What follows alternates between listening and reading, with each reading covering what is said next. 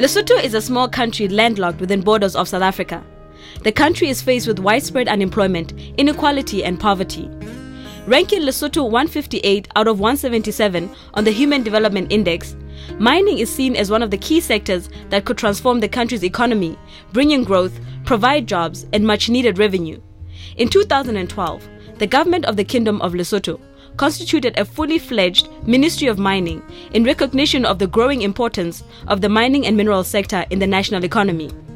The mining and minerals industry, which is dominated by diamond mining, is expected to contribute upwards of 15% to the country's GDP in years to come. The government, through its new Ministry of Mining, has spearheaded the development of a mining and minerals policy, aligned to the Africa Mining Vision and which operates within the purview of the country's Vision 2020 and the National Strategic Development Plan. The mining industry in Lesotho is considered to be the most important sector for the economy because most of the revenue for government comes from the mines. The mining sector, although we know that it doesn't employ a lot of people, it's a capital-intensive sector, but it does have a lot of employment for Lesotho. There was a need for a new policy in terms of the mining, and in fact there was a need for a policy. A policy did not exist. Historically what took place is that individual investors would undertake negotiations with government and come up with an agreed terms of reference of how they would invest and what their expected rates of return would be.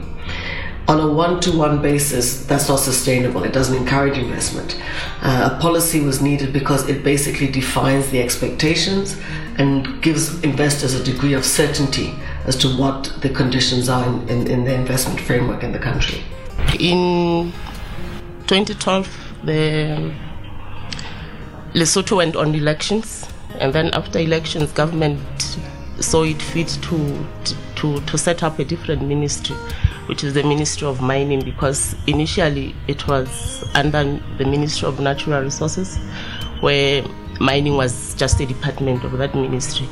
So because of the sector, the importance that we attach to the sector, the government decided to set up a different ministry so that we can put more emphasis on the sector. In 2009, the heads of states and government adopted Africa Mining Vision, and as a result we requested UNECA to assist us financially and technically to develop the policy, and also UNDP was involved. So they have been very, very instrumental in developing this policy and seeing that it's written in a format that we would appreciate as Lesotho. UNDP works in diverse areas, and it is the natural partner of the government in supporting policy development in the country. So these are all the upstream areas that the UNDP has a comparative advantage in working in terms of policy and strategy development.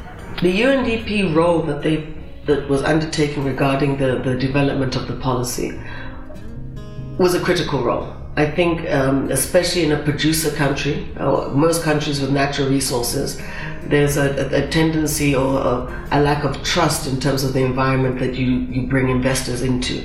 There's a concern in terms of ensuring that there's a benefit that's brought through to the country. The UNDP played a pivotal role in that process, multi-pronged role. They were a unique facilitator in terms of ensuring that all the stakeholders were involved in the process, were consulted in the process.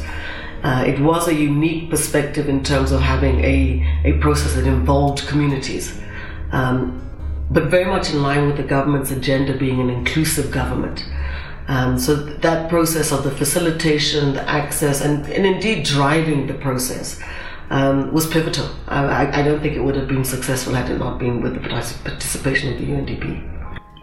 The main challenges were the inclusiveness and participation from civil society, from the private sector, and the communities. And I'm happy to say that the government, through the Ministry of Mining, was especially very, very cooperative and engaging in terms of reaching out both through the civil society, the private sector, as well as the community consultations. This mining policy is perhaps the first policy of its kind where the government has engaged in such a wide-ranging consultative process before coming up with a final draft document. Yeah, well, I would say the local communities were properly served by the policy, in that every sector of the community was represented in the consultations.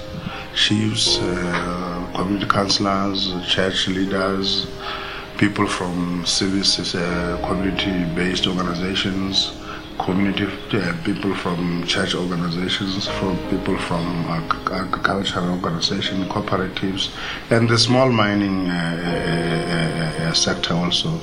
The people who are actually working as artisan miners were also represented. Even the ex-miners, those people who worked in South African mines, those who worked in the Lesotho mines before. So almost every sector of the community was represented, and I would say yes, they were covered and they were served. The issue of ownership was one of the major issues.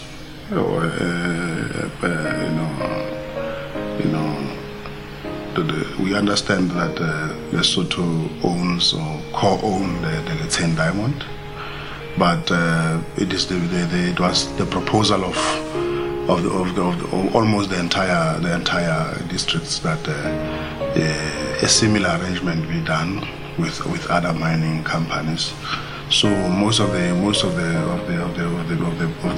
inputs that people made was with regard to the ownership. Another issue was that of small-scale mining. People highly proposed that small-scale miners, artisanal miners, be legalized. As you know, in the diamond sector, in other mining operations, they are allowed, but not in the diamond sector. So it was a very huge cry from the people that the small-scale mining be legalized. Then it is upon the government of Lesotho when they developed their mining act of the mining legal instruments to make sure that they legalize and control and make sure that small-scale mining is being legalized, but under very, very good and strict supervision and control. So those were the key issues. But some of the major issues also was the issue of job creation. That all mining companies should make sure that they employ local people, and at least for jobs that the Lesotho people have skills on. So those were the key issues. But the issue of shareholding was also one of the key issues, that Lesotho should be allowed and be given an opportunity to have shares in all the mines that are operational in Lesotho, especially the diamond mines. In this mining policy, that issue of artisanal and small-scale mining has been addressed. And when I say it has been addressed, means it gives it more transparency as well as predictability and greater regulation. Greater regulation was required because these are seasonal miners, they are poor people, and artisanal mining can actually be exploitative, both for the environment as well as for the small scale miners. So therefore, policy direction in this regard was very essential. And with this, the government can at least ensure that appropriate mining practices are followed, because they don't even have the technology to do so. So appropriate practices are followed. They are doing it in designated areas so as not to harm the environment, and also that these practices are going towards poverty reduction. In the mines, there will be clinics where they will also dispense medication for HIV and AIDS. The policy also addresses gender in the sense that we want more women to participate in the mining sector. So that issue is also embedded within the policy to ensure that we retain skills, we retain the employment, and make sure that women are also trained in areas which are needed in the mining sector. We have 4 to 5 mines potentially coming online. Those mines do come to fruition. We'll then have an opportunity for additional downstream activities from those mines, including ours. So I really do believe the ambition of government to have a GDP contribution of 15% is a realistic and an achievable ambition, and the policy will contribute materially to achieving that. Our relationship with the government is a long-term one, and our work just doesn't end with just putting together or supporting the development of a policy.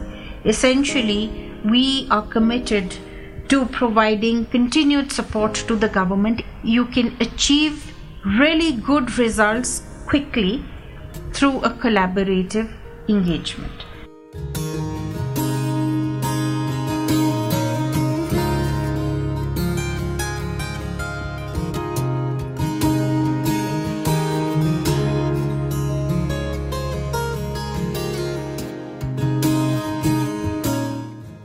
My name is Malifu Tawana, the director of Mining and Mineral Policy film. What I've learned during the production of this film is that time management is very important. Should there be changes that the client want, you should be able to do it with no pressure. I've also learned that mining sector is very important to our country in terms of economy and creating employment for Basotho people. I also got inspired by Chief Executive Officer of Lethen Diamonds, who is a woman, Masvi Maharaj, just to show that women also have skills to take this country forward.